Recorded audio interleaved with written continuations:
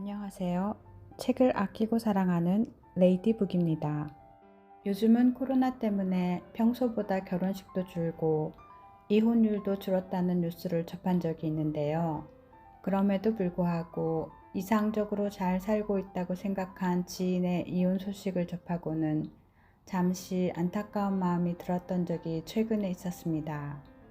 저는 제3자의 입장에서 각자가 더 나은 삶을 위해 결정한 일이니만큼 그동안의 마음고생이 있었다면 싹싹 털어버리고 두 사람 모두에게 행복한 미래가 펼쳐지기를 바라며 그들의 새 출발에 격려의 박수를 보내고 있습니다.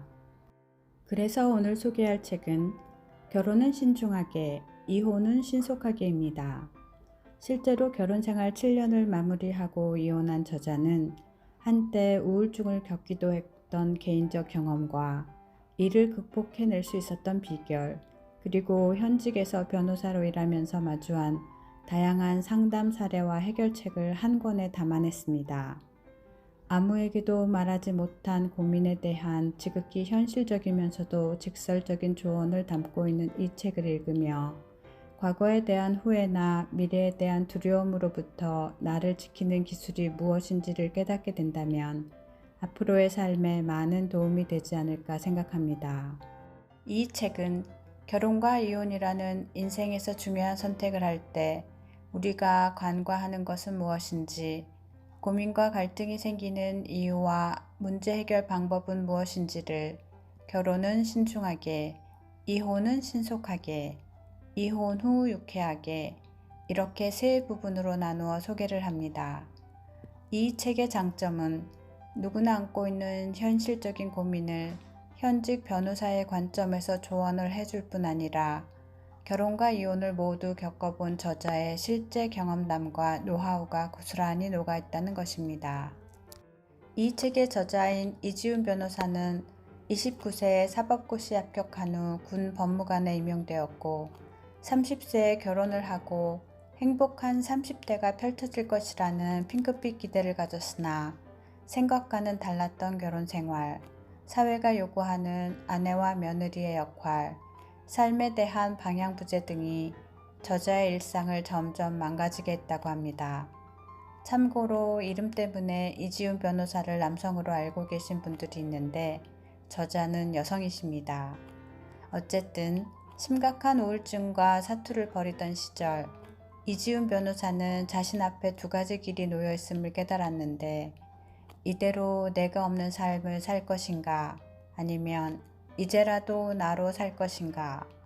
선택은 의외로 간단해서 나다운 삶을 살기로 결정하고 주저없이 이혼을 선택했는데 저자에게 이혼은 새로운 삶의 시작이자 진정한 나로 일어서는 전환점이 되었다고 합니다. 프롤로그에서 저자는 이 책을 통해 삶에 대한 통찰도 없고 홀로 서지도 못한 사람이 그저 나이가 찼다는 이유로 또는 괜찮은 직장을 가졌다는 이유로 인생의 중요한 문제를 경솔하게 선택했을 때 삶이 얼마나 처참하게 무너지는지에 대해 보여드리고자 했다고 합니다.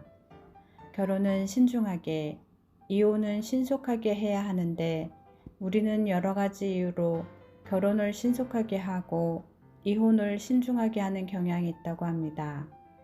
이 책을 통해 우리가 결혼과 이혼을 선택할 때 어떤 요소에 영향을 받는지, 그리고 무엇에 가스라이팅을 당해 결혼을 신속하게, 이혼은 신중하게 하는지에 대한 답을 찾아가면서 독자분들은 저자와 같은 시행착오를 겪지 않고 각자의 인생에서 나답게 바로 서는 사람, 한결같은 사람이 되기를 바라고 스스로의 경계를 뛰어넘어 성공하는 삶을 살기를 희망한다고도 하셨네요. 이제 본문을 좀 들어가 보도록 할까요? 우리는 어릴 때부터 결혼은 해도 후회, 안 해도 후회라는 말을 많이 들어왔습니다. 누구나 이 말에 수긍하며 결혼의 현실적인 문제를 재치있게 꼬집었다고 생각해 재미있어 합니다. 사람들은 아무렇지 않게 이 말에 익숙해지고 더 이상 이 말의 진위에 대한 논리적인 판단을 하지 않습니다. 이제 이 말은 우리 사회의 진리처럼 되어버렸습니다. 그런데 이 말은 결혼에 대해 가치 중립적이지 않습니다. 얼핏 들어보면 이 말은 결혼과 비혼의 동등한 가치를 두고 비교하는 것처럼 보이지만 이미 결혼을 주어로 상정해 결혼은 긍정적인 하는 것, 비혼은 부정적인 안 하는 것으로 표현했습니다. 그리고 결혼과 비혼의 결론을 모두 동등한 후회로 만들어 버렸습니다. 이런 상황에서 사람들은 심리적으로 해보고 후회하는 쪽을 선택하기 마련입니다. 결국 이 말은 사람들로 하여금 결혼을 선택하도록 만듭니다. 더군다나 이 말은 우리가 결혼을 해야 할지 말아야 할지 고민하는 결정적인 순간에 매우 큰 위력을 발휘합니다. 다시 말해 이 말은 상대방과 결혼을 해도 되는지에 대한 확신이 서지 않은 상황에서 마치 상대방과 결혼을 하기로 결정한 내 생각이 이성적인 판단의 결과물인 것 같은 착각을 하도록 만들어줍니다. 결혼을 고민하는 사람들이 결국 결혼을 선택하는 결정적인 이유는 위대한 사랑 때문도 아니고 결연한 의지 때문도 아닙니다. 놀랍게도 사소한 말과 주변의 영향 때문인 경우가 아주 많습니다. 우리는 살면서 왜 후회를 하게 될까요? 흔히 가보지 않은 길에 대해서는 누구나 후회한다고 말합니다. 과연 그럴까요? 그렇다면 사람들의 인생은 후회로 점철되어 있을 것입니다. 하지만 제 생각은 좀 다릅니다. 후회는 어떤 일의 결과가 내가 주체적으로 판단해 내린 선택이 아닌 경우에 일어납니다. 결혼과 배우자의 선택이 스스로의 판단에 따라 결정된 게 아니라면 그 사람은 100% 후회합니다. 이때 그 사람이 후회하는 이유는 결혼했다는 것 때문이 아닙니다. 자신이 정말 결혼이 하고 싶은지, 이 사람과 결혼을 하고 싶은지에 대한 숙고가 없었던 것에 대한 크나큰 후회와 자책입니다. 본질을 혼돈해서는 안 됩니다. 후회할 짓은 애초 하지 않는 것이 낫습니다. 스스로의 판단으로 선택한 일이라면 결과적으로 그것이 내 인생의 작은 허물이 될 수는 있어도 인생이 휘청거릴 정도로 크게 후회하게 되지는 않습니다. 결혼은 해도 후회, 안 해도 후회 라는 말장난에 휘둘리지 말고 인생을 살면서 크게 후회하는 일이 없도록 하십시오. 그러기 위해서는 생각을 게을리하지 말고 스스로 선택하십시오.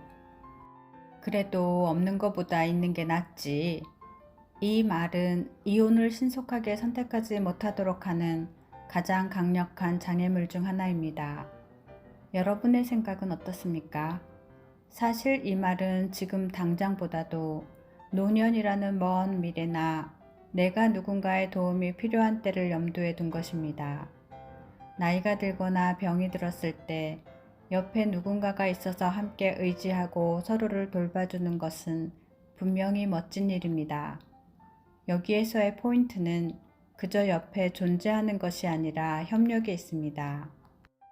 하지만 애정과 신뢰가 없는 부부가 병들거나 늙었을 때 서로 병간호를 해주고 보살펴주고 묵묵히 서로의 곁을 지켜줄까요?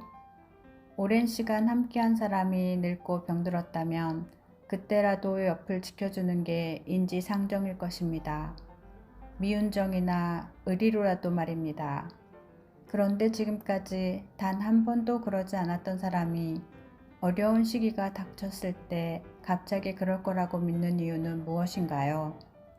인생의 가장 어려운 시기에 봉착해 사투를 벌이고 있을 때 등 뒤에서 비수를 꽂는 배우자들도 심심치 않게 있습니다. 그래도 여전히 배우자가 없는 것보다 있는 편이 나을까요? 그래도 없는 것보다 있는 게 낫겠지 라는 출처도 알 수 없는 통설에 여러분의 인생을 휘둘리지 마십시오. 미래의 불확실한 순간을 위해 지금의 삶을 담보 잡히지 마십시오. 모든 판단은 상대방에 대한 철저한 관찰에서 나오는 것입니다. 끊임없이 자신을 성찰하고 상대방의 말과 행동을 관찰하십시오. 그래서 나는 어떤 사람이고 상대방이 나와 함께 할 수 있는 사람인지 평가하십시오. 지금 함께 하는 것 자체가 불행하고 고통스러운데 단순히 시간이 지난다고 해서 괜찮아질 수는 없습니다. 만일 그렇다면 그것은 그저 여러분이 그 불행과 고통에 익숙해진 것 뿐입니다. 상실을 무서워하지 마십시오. 상실은 새로운 시작입니다. 저는 올해로 결혼 14년 차, 이혼 7년 차를 맞이했습니다. 요즘같이 이혼을 많이 하는 세상에 이혼한 게 무슨 흠이냐고 하지만 실제로 이혼한 사람들은 일상생활에서 수많은 불편함을 경험하며 위축될 수밖에 없습니다. 바로 주홍 글씨, 낙인입니다. 그런데 이 낙인을 더 강력하게 만드는 것은 바로 자기 자신입니다. 스스로 이혼했다는 사실, 실패했다는 사실에 위축되고 떳떳하지 못해 주홍 글씨가 내 삶에 더욱 깊이 박히도록 만듭니다. 저는 10개월간의 긴 우울증의 터널에서 사투를 벌인 끝에 이혼을 결심했지만 이혼 후 주변의 시선에서 당당하지 못했습니다. 나를 어떻게 생각할까? 누구한테만 말을 해야 할까? 하는 고민과 이혼한 게 무슨 죄야? 라는 두 가지 생각이 충돌해 이러지도 저러지도 못했습니다. 처음에는 이혼에 대한 고통이 너무 커서 결혼 생활을 떠올리게 하는 모든 것, 예를 들면 누군가로부터 청첩장을 받는 일, 결혼식에 가는 일, 부부가 나오는 드라마를 보는 일이 몸서리 쳐질 정도로 끔찍했습니다. 차차 시간이 지나고 무너져 내렸던 내가 조금씩 세워지자 주변의 모든 것도 안정을 찾아갔습니다. 이제는 낙인과 차별이 조금도 고통스럽지 않고 그저 불편하게 느껴질 뿐입니다. 이혼으로 인한 낙인은 우리 사회에 너무나도 자연스럽게 스며들어 있습니다. 왜냐하면 모든 시스템은 이혼하지 않는 것을 전제로 하기 때문입니다.